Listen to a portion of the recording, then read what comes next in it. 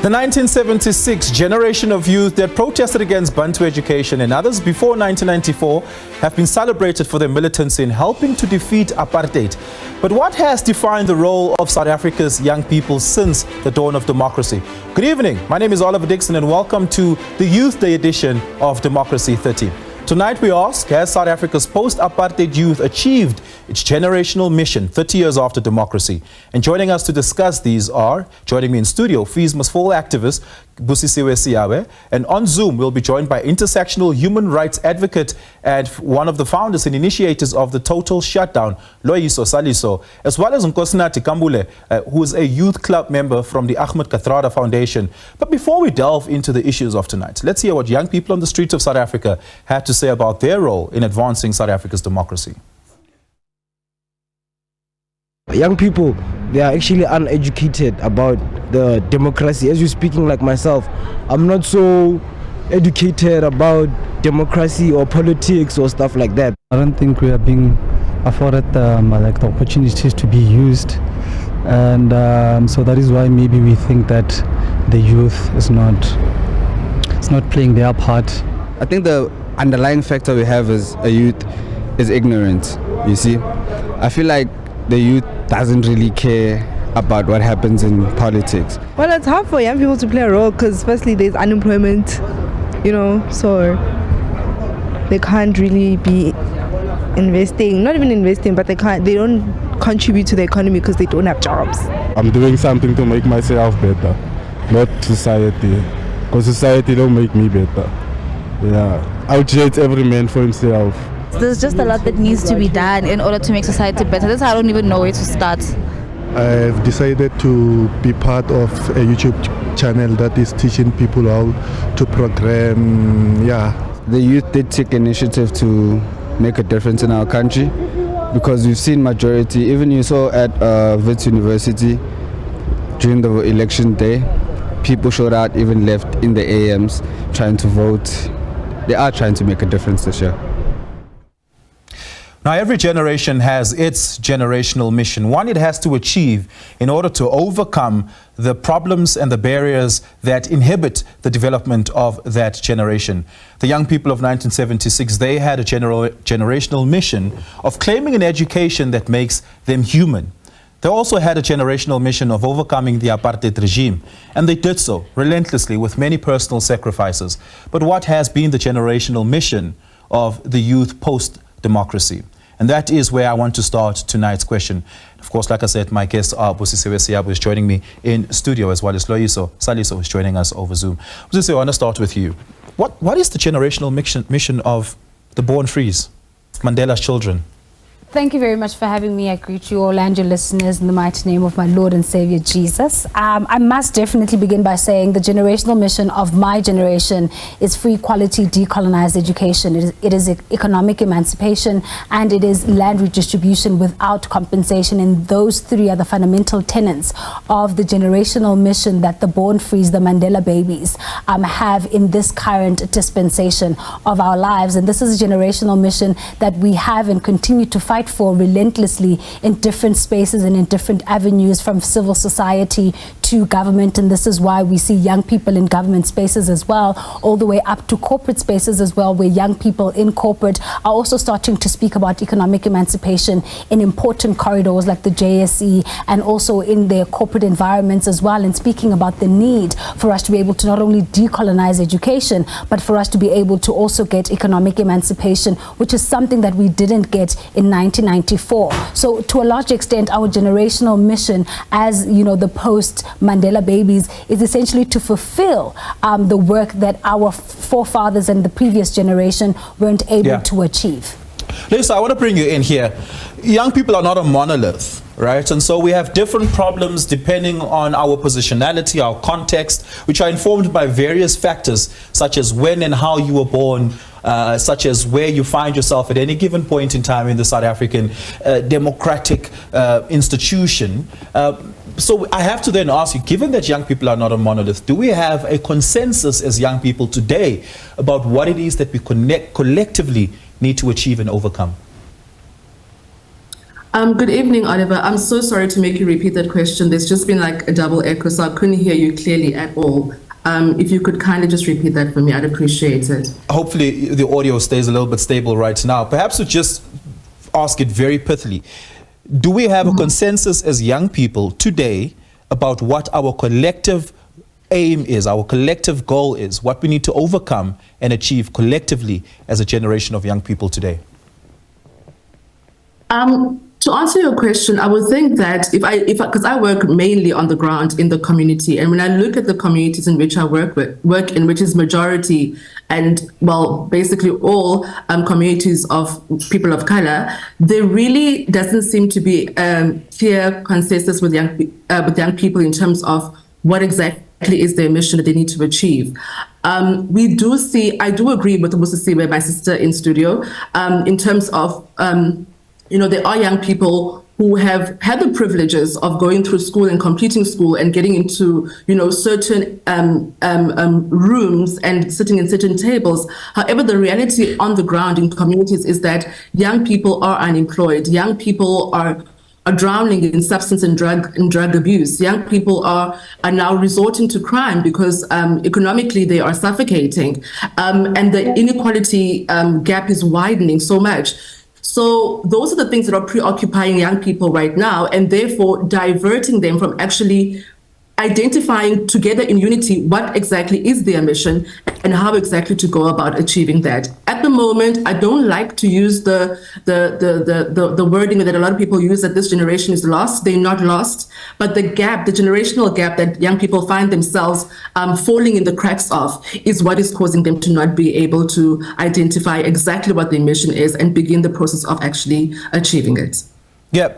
Do we, Nkosinathi, I want to bring you in here. As young people, do we need to have the same generational mission all at the same time? Or can we fight different things depending on our context, our needs, and our privileges of the time, and it's still being a legitimate mission regardless of what the differences therein may be?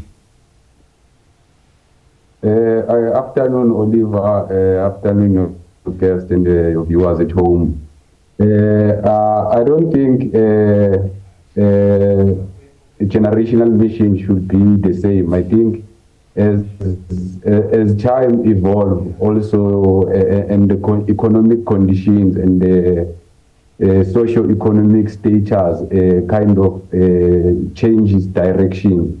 So our mission also needs to kind of evolve as a generation. The previous generation, what they were pushing forward, they were fighting for over poverty and the education system to be kind of be much better. So they kind of, in a way, played their part in terms of trying to bring in some of social programs to try and uplift the people, but now the situation has kind of a change. So so the mission also needs now to kind of change, like. Because now, as I've said, things have evolved. One of the major crises in the country is jobs. So now our economic model, pushes for entrepreneurship, but young people are not. Can I pause you there, because I want us to come back to that conversation around entrepreneurship and access to opportunity that young people may have or not have today. But I do want us to take a break there so we can delve into that with greater detail on the other side of this. We continue the conversation on the other side of this on Democracy 30. Don't go away.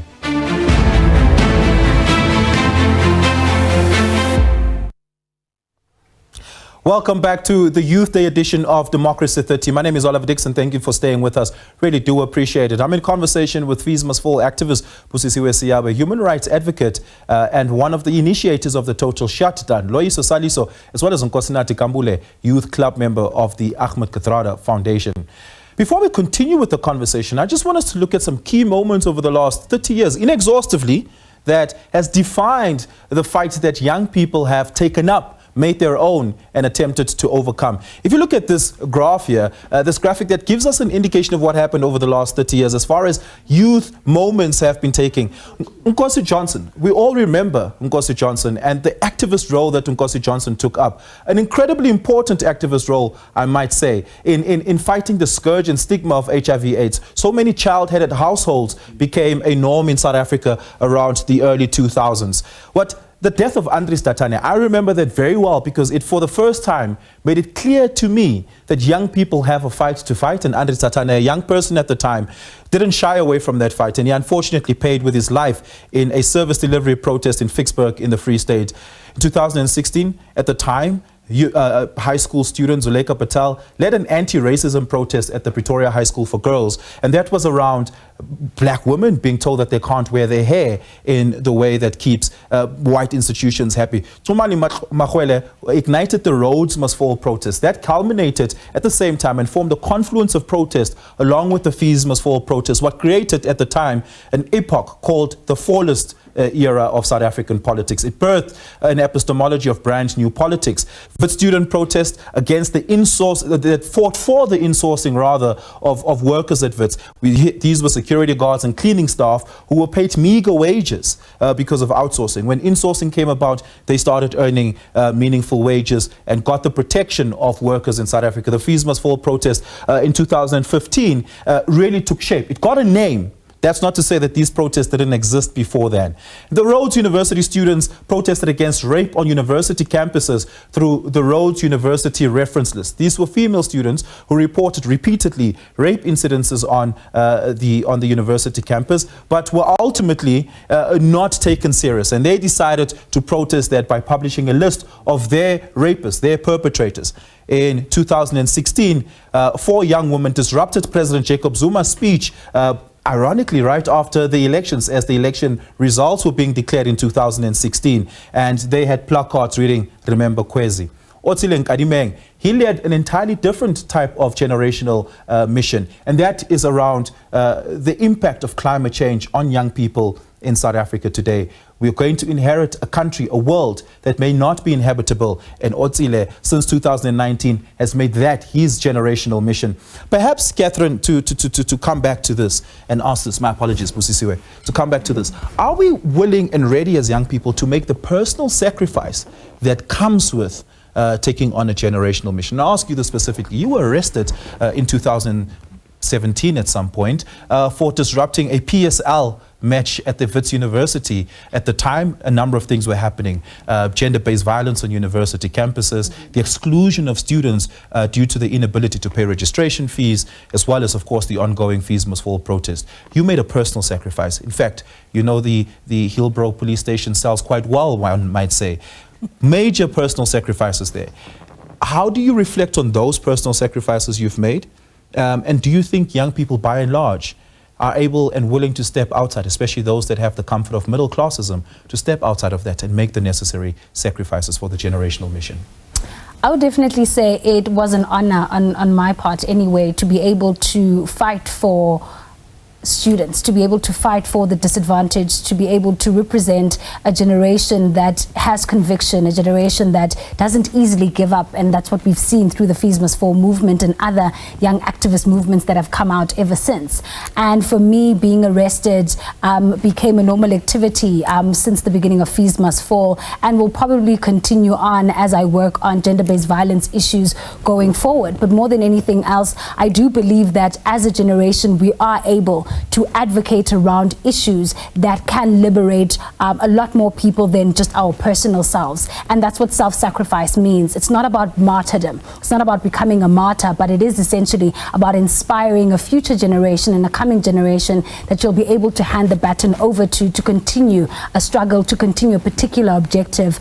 Because ultimately, you know, economic emancipation is something that we will all benefit from. It addresses issues like unemployment. It addresses issues as well like Kasi management mismanagement that young people are currently engaged in. When we talk about education and decolonizing education, it addresses to a large extent a lot of the systematic racism that has been entrenched in ourselves as black people in this country. When we speak about land redistribution without compensation, it speaks to the issue around food security. It speaks to our engagement and participation in our democracy. And I think that that's something that no young person should ever regret participating in and advocating for. Yeah.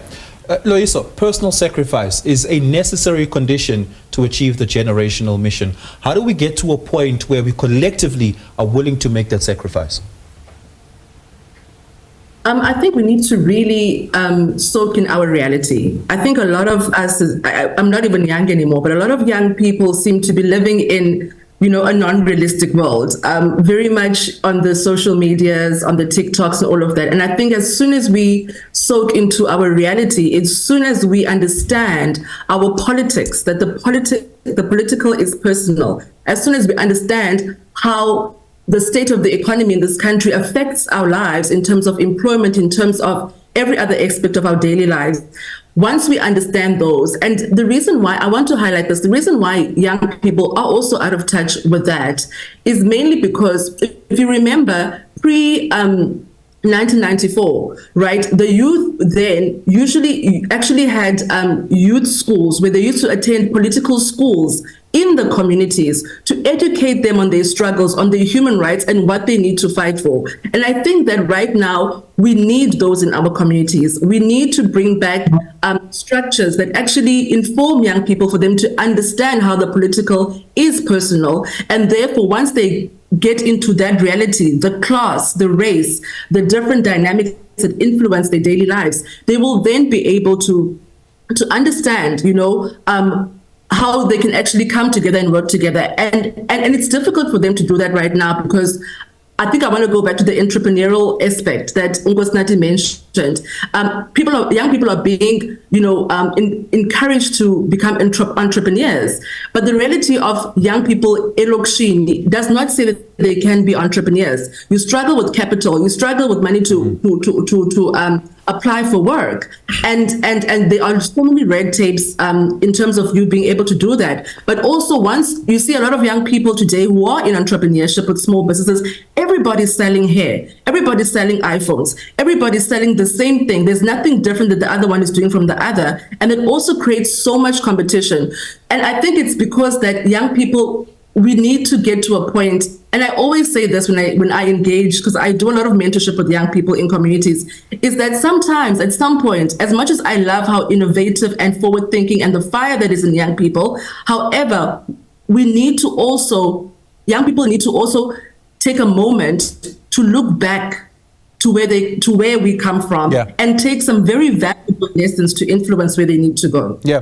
Nkosinathi, how do we get young people to be active in pursuing the generational mission? A lot of young people have become despondent. A lot of them have opted out of political participation, around social activism, around economic participation. Not just have they opted out, but they've also been pushed out from any of those sorts of parts. How do we get young people in communities to be active and conscientize them around the generational mission? I would say through civic education workshop, so they can comprehend these spaces and why it is important for them to understand. I think they are not capacitated enough. So that they understand the importance of participating in these processes. So I think it's education, like Loyiso have iterated that previously there would be those political schools in the grassroots communities, so to kind of conscientize communities so they understand their struggles. So I think it's education, and then we as the organization we are pushing that work in the ground, but unfortunately we are lacking some of the resource to be. I mean, you can't be all over if we are operating on a limited resource. So I think there are some kind of assistance, and partnerships with other organizations would do to really inform young people in this. Solidarity is an important emulsifier to bring young people across different problem divides together to fight for a common goal, right? You're an upwardly mobile, university educated young black woman in South Africa. You have certain excesses and certain privileges that don't exist to other people who don't have those excesses. Yet you made the sacrifice to fight for people to have things that maybe you already have, right? That means there's an element of solidarity, an important one. But our solidarity only extends as far as we know and understand and can comprehend, right? We can comprehend and understand the plight of Palestinian people, hence the solidarity with Palestinian people. How do we bring about the information gap that will bring about the emulsifying solidarity across different youth divides? I'll definitely agree with the fact that there needs to be political education in our communities. But I also understand that there's a restraint in terms of resources and capacity as well.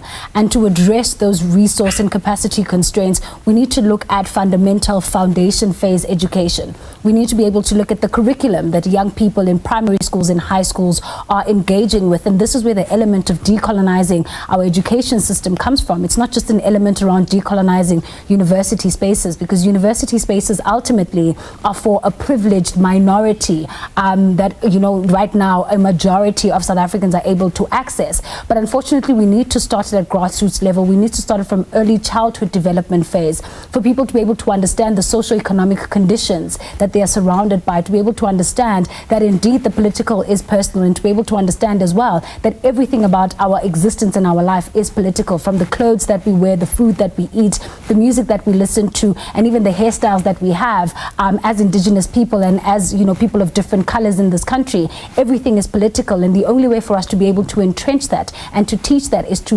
redress the education system that we have, because we know more about the international community than we do about the African continent, than we do about South Africa and the history of South Africa. We know more about what is happening in Russia, or what has happened during the Cold War, than we do about a lot of the struggles that have happened in our historical land in South Africa. And that is very problematic. The sense that we are unable to identify not only with the country that we're so much fighting for and the democracy that we are trying to uphold.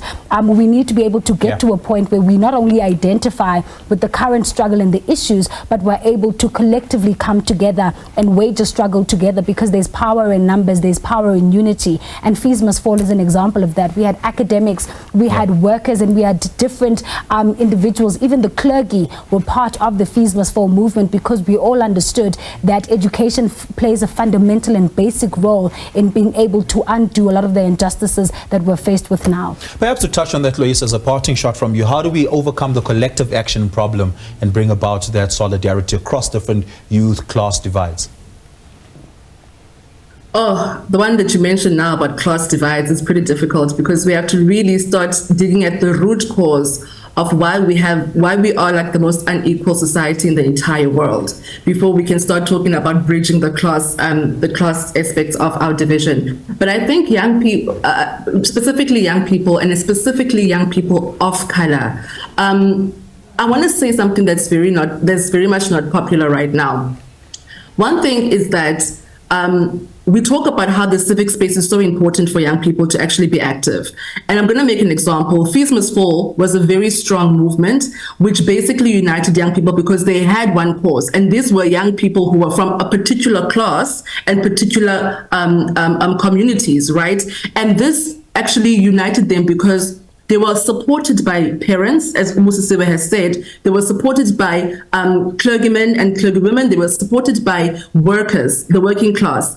And these are the things that actually motivated them to come together and fight for something that they could all relate to, which was free education, and therefore free quality education. I'll move to many other movements that have been there, and I want to talk about what I witness, not just what we hear about, but what I witness is that there will be a struggle, for example, around drug abuse or around substance abuse or around rape or around gender-based violence, you know, and taking it not from national level, but in community, like from a certain city, and you will unite young people around those things that really impact their lives, and you will never see them showing up. And I could say that I have a solution, but honestly, I don't. I think I would love to. I don't want to speak for young people. I would love to hear young people tell us, why is it that when there is a cause that affects their lives, they cannot unite on that cause, be committed to it, be consistent in it, be resilient in it, and even when they are infiltrated in their movements like Fees Must Fall and the total shutdown, they still continue to fight for what they want to achieve. Unfortunately, I'm going to have to leave it there. Eloisa Saliso, thank you so much for your time. Really do appreciate it. Kosnati, thank you so much for your time as well. I really appreciate your insights and your contribution and the work that you're doing in communities and at grassroots level. Please keep on doing what you're doing. Busisiwe, thank you so much for joining us. Really do appreciate it. Unfortunately, that's all that we had time for here on the Youth Day edition of Democracy 30. But of course, we continue the conversation and we're back next week, still with a Youth Month, here in the month of June, and Democracy 30, continuing the conversations impacting the lives of young people. Find me on Twitter where you and I can continue this conversation. It is @Oliver_speaking. But for now, it's good night.